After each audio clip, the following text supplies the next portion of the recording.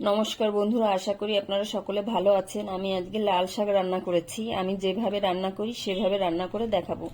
তাহলে চলুন দেখা যাক কিভাবে রান্না করেছি। আমি এখানে লাল শাক ভালো করে কেটে ভালো করে 2-4 বার ধুয়ে নিয়েছি।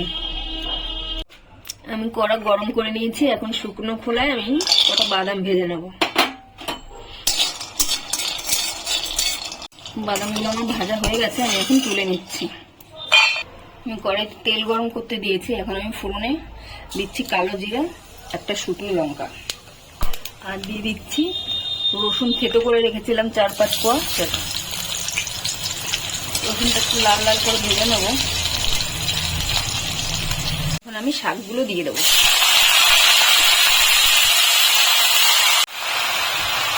এখন আমি লবণ দিয়ে দিচ্ছি।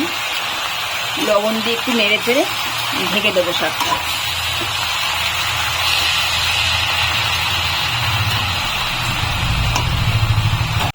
পাঁচ মিনিট আমি ঢেকে রেখেছিলাম। শাক দিয়ে অনেকটা জল বেরিয়েছে, শাক সেদ্ধও হয়ে গেছে ভালো। আমি প্রথমে লবণ দিয়েছিলাম খুব কম, লবণটা এখন একটু কম আছে, আমি সেজন্য আর একটু লবণ দিয়ে দিচ্ছি।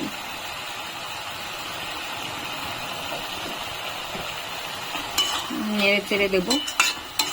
এখন এর ভিতরে আমি একটা চেরা কাঁচা লঙ্কা দিয়ে দিচ্ছি আর দুটো গোটা দিয়ে দিচ্ছি। আপনারা আপনাদের ইচ্ছা মতন ঝালটা দেবেন।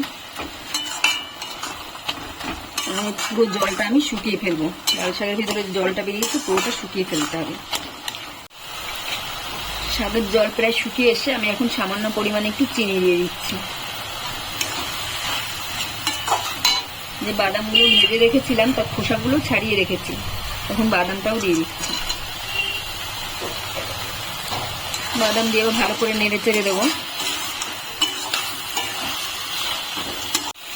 শাকটা আমার প্রায় হয়ে এসছে। এখন আমি এর ভিতরে 1 চামচ পোস্ত দিয়ে দিচ্ছি। পোস্তটা দিয়ে একটু ভেজে নেব। 2-4 মিনিট পোস্তটা দিয়ে একটু ভেজে নেব, তারপর নামিয়ে দেবো। পোস্তটা আমার ভাজা হয়ে গেছে, শাকটা আমার রেডি হয়ে গেছে। এখন আমি নামিয়ে নেব।